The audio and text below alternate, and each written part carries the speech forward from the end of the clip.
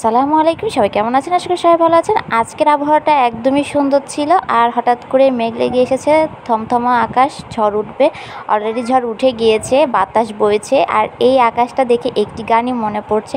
আকাশ এত মেঘলা, যেও না কো একলা, এখনই নামবে অন্ধকার। ঝড়ের জল তরঙ্গে নাচবে নটি রঙ্গে, এখনই নামবে অন্ধকার। আকাশ এত মেঘলা, যেও না কো একলা, এখনই নামবে অন্ধকার।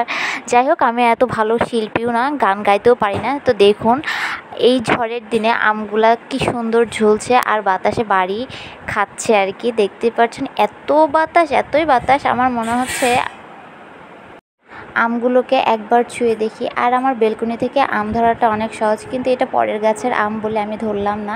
অনেকে অনেক কিছু মনে করতে পারে। যাই হোক, আর আমগুলো দেখে ভালো লাগলো বলে ভিডিওর মধ্যে নিয়ে নিলাম। আর এদিকে দেখুন, এই চালের উপর দুটো আম পড়ে আছে, মানে এই বাতাসে আর কি দুটো আম হুট করে পড়লো। তার জন্য আর কি আমার একদমই ভালো লাগছে না, মনে হচ্ছে আমি আবারও যাই আমটা নিয়ে আসি। আর ঝড়ের দিনে আম কুড়াতে কিন্তু ভালোই লাগে। আমার কিন্তু আম কুড়াতে অনেক অনেক বেশি ভালো লাগে, যার কারণে আর কি আমি নিজেও ঠিকঠাক ছিলাম না। কিন্তু এখন কি করার, বাসা বাড়ি তো, এখন তো বাইরে যায়, রাস্তায় যায়, আম কুড়ানো যাবে না। আর আমার শ্বশুর বাড়িতে অনেক বড় বাগান, সেখানে কখনো আম কুড়ায় নাই, আর তো এখানে পরের বাসাতে এসে কিভাবে আম কুড়াবো।